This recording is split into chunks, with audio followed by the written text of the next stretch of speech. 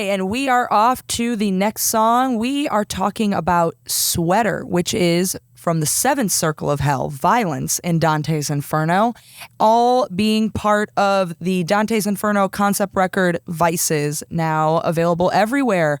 Sweater, how are we feeling? What are your initial thoughts? Any questions for me? Yeah, so, I mean, basically just when you think of, a sweater, you think of like a fall vibe, like super cozy in your room with like hot chocolate, watching Netflix or something. Like that's what you think of sweater. But when you are describing, Dante's Inferno, it's, oh shoot, I messed it up. What was it called on this one? Violence. Violence is the circle of hell. Yeah, okay. Dante's Inferno. Yeah, so I mean, whenever, when you think of sweater, you don't think of violence. Yeah. So it intrigues you. You're like, okay, if this is supposed to represent, the layer of violence, and it's called Sweater. Like usually sweater songs are about like being nice and cozy. You get into the song and it's like, okay, the sweater's coming off. Yeah, right. So just like, kind of like how, like what made you come up with this name and just like kind of the way that you wanted to portray a sweater into describing violence. Okay, yes. So this, here's where we get spicy. We talk about sex, okay? Like it's all out for me, like this is truly a tell-all, like just be very honest and authentic and true to myself and my brand and everything. So when my sweater that I, like my visual like thing about this one is that I envision like a woman with like an oversized cardigan, very like seductively wearing it, Yeah. And that's kind of like the image that I have. Like if I were to make this a single today and have artwork for it, that would be it. You know, it would be like this very like loose, like kind of like looking over the shoulder, like long hair maybe, like sweater kind of like dripping off the shoulder. Right. And it's this, what the song is really about, and I'm a very sex positive person now, and I want to, personally with my brand, I do costume changes. I take my clothes off and I want to get into that a little bit, like why I do that on stage and kind of why the song is now this like club banger thing, which is very different than from the rest of the album in a lot of ways too, There's a lot of pop, there's a lot of hard hitting, again, crazy sounds and beats and everything like that. But with this one, this is like very like danceable at times, and you could see that listening to it. And I want it to be portraying the story of a woman who is getting left, and she's trying to get the man to stay by using sex, right? Is kind of then the dance that they're doing. We're like, I know you're going to leave, but like, I'm going to get you to stay. So there's a darkness, there's a manipulation there, using like sex as a manipulation technique to get somebody to stay with you. Which is pretty violent, I mean, in ways. Exactly. Yeah. And ultimately, right, and I think that's sort of, and like just being very candid and blunt about like the scene that I'm painting of this like sexual encounter is, like push me up against the wall just to spite me. Like I don't even care if you hate me, but I just need you so much that I'm going to do whatever I can do, even with this manipulation to like get you to stay. Right. And I think that is probably, at least in my life, one of the, like, because I'm not an angry person, it's very hard for me to get mad. Like I don't yell when I'm mad, I cry, like, I'm so like, just my only thing that I can think I've reacted in violence, because I've never like hit things or like, like, and like, I need to get this out violently. Like, I think that's probably the most insidious and like deceptive thing I've probably, kind of caught myself doing when I've really examined my intentions, is that like, even though I know this is going downhill, like, what am I going to do to get you to stay, you know? And that's, again, not always something that I'm proud of, but the fact that we are all human, and we all are sinners, and I don't want to cover up my sins, Right.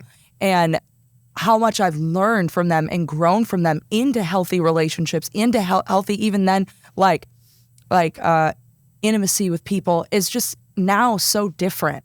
And what I've seen and I've encouraged, being comfortable in your body instead of being so uncomfortable and insecure myself that it's the only place that I'm finding validation. And I think that that's the saddest part of all, is that in society, we do over-sexualize women. It's happened to me on stage. It's happened to me, that I've, been chastised by some people in, the different parts of town that haven't agreed or that thought that the body paint and pasties was too much, despite, no real law being against it. It's within Decency Act that it's offensive to some people because we over-sexualize women. Right. And because somehow it's now my fault. And so then now when I act in this way, like, although, yes, it was wrong of me, like, it also speaks to the fact that I feel like women are the victims in society in a lot of ways.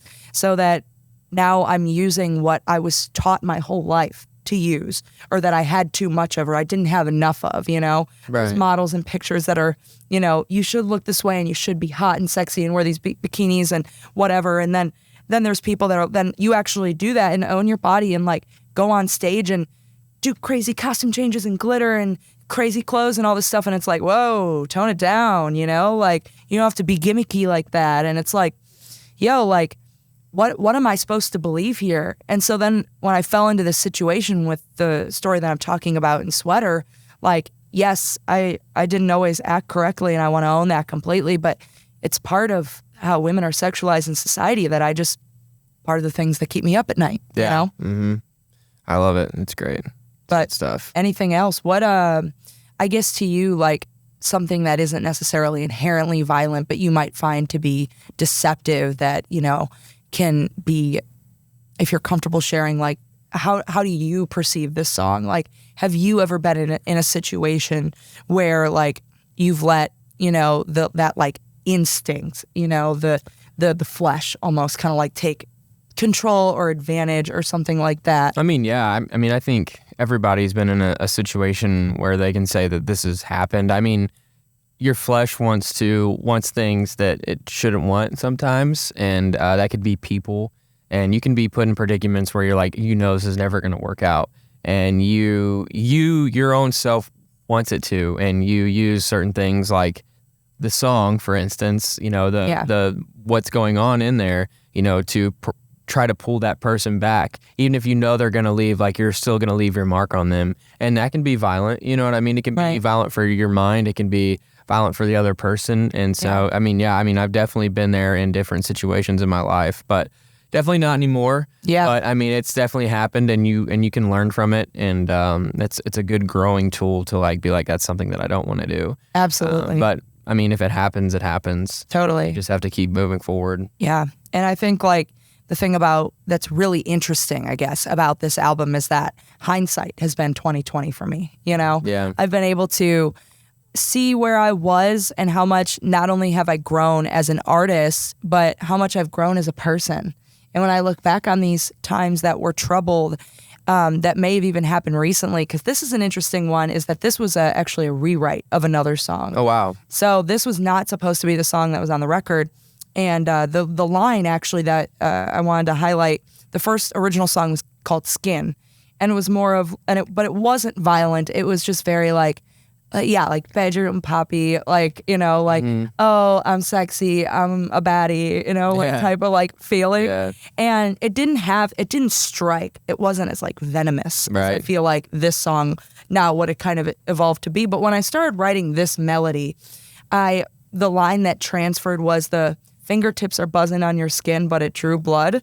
Like, that's like, like when people like kind of do like this, like, because I have the long nails and everything too. So like, I always love that like feeling of like those little like scratchies. And so that was like that like feeling that I was trying to, I guess, evoke. But in the original song Skin, I said like, the same line essentially, like the fingertips are buzzing on your skin. And I love that line. And then I reused it and I was like, what, screw it. I'm just going to rewrite the whole, like this new song. Yeah. Like, it's a much better melody. It's much more epic and dancey and take it to the club. Also, what I wanted to bring up on this song was that it is the only song that I drop an explicit word in on the whole album. I noticed that. You dropped a little F-bomb. Little F-bomb. Yeah. Little baby F-bomb. That was actually really funny in the studio too, because when I was saying it, I was like saying like so aggressively the first time I was recording that my producer was like, hey, Arias, like, can you make that not sound like you're gonna kill me? Like, That's funny. He was like, I'm a little scared of you right now. Like, how about we whisper? And I was like, so then it kind of became that. But I don't like, as much as like, I think freedom of speech and language is, subjective and isn't inherently bad or good, just like vices aren't inherently bad or good. They're just things. It's the pressure that you place on them in your life. Like, I don't think language is either, but the reason I wanted to use it in this song was to have that violent mark, that starkly different mark where it's like, oh, we're not talking about some like sweet old lovemaking, like I wanted to use that aggressive language because I don't think it's necessary at all times. And if you have a better word to say, use the better word, right? Like I don't, but sometimes using it for that impact, I think sometimes you just don't have a better word, Right. And so I like that this is my one E song on the record. It does a little square. Exactly. I get to maintain my baddie status now. Yeah, there you go. But anyways, thanks for talking. Thanks for opening up with me. No problem. And thanks for having all these questions and stuff for this too. Like, I really appreciate what we're doing here. Yeah, it's been been fun. Absolutely. And for all those watching, please go stream Sweater in the club, in your shower, shake your booties to it. It's definitely a banger. And I hope you enjoy the rest of my second studio album, Vices. Thank you.